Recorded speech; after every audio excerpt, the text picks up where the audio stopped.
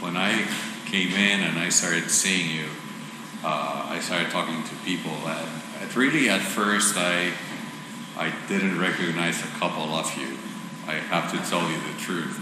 Until some comments and you said something, and it's not the first time that this happens to me.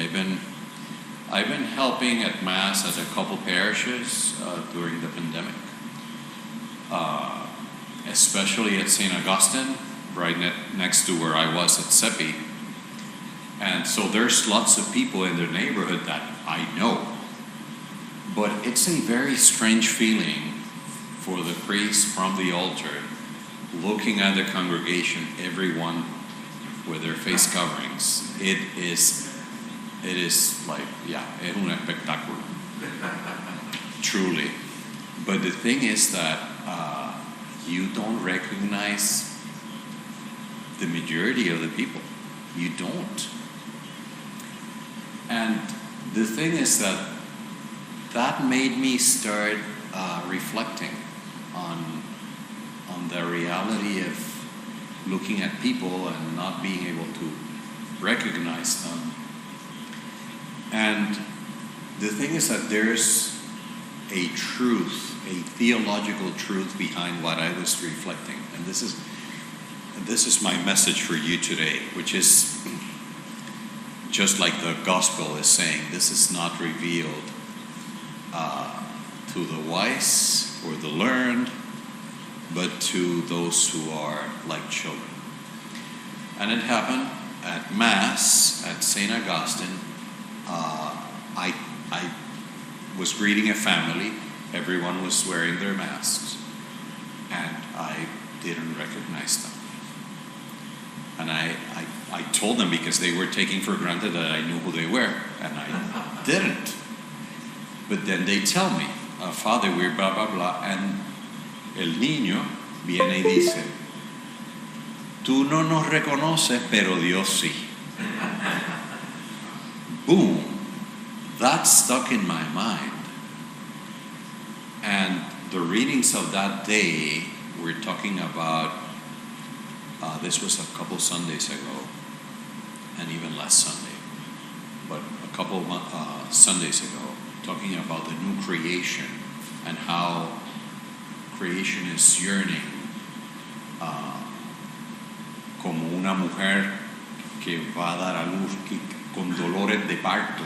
La creación expectante desea la plenitud que se nos revela en Cristo Jesús.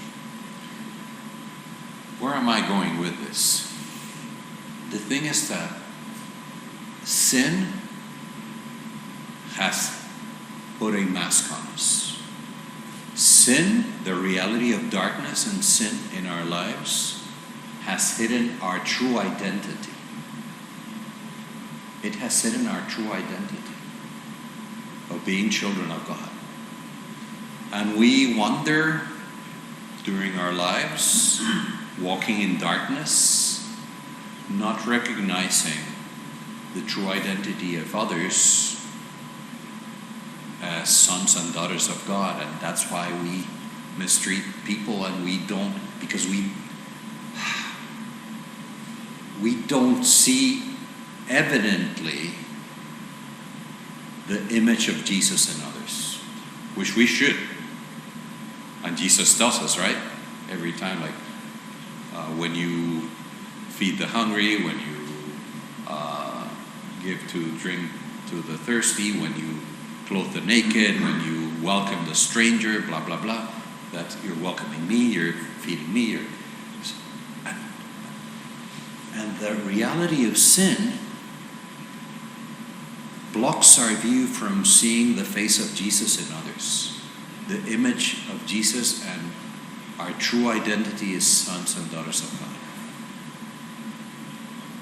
And it is precisely this journey towards taking this mask so that our true identity will be revealed in the kingdom of God.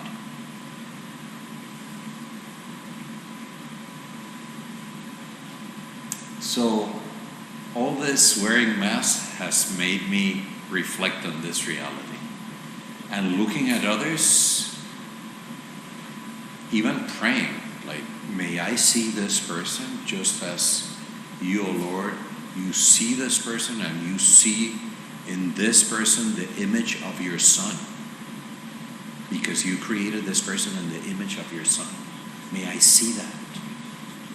May I be able to not just look at the covering, at the mask, but see and value this person in his or her true identity. And so that is my prayer for you, that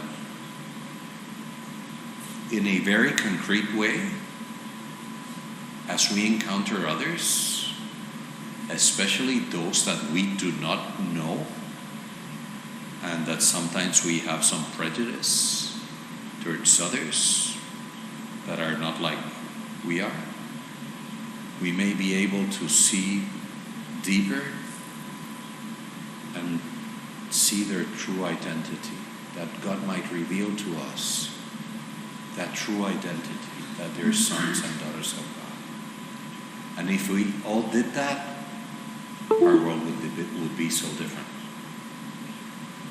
Because racism, prejudice, violence, all these things that happen in our world would have no sense.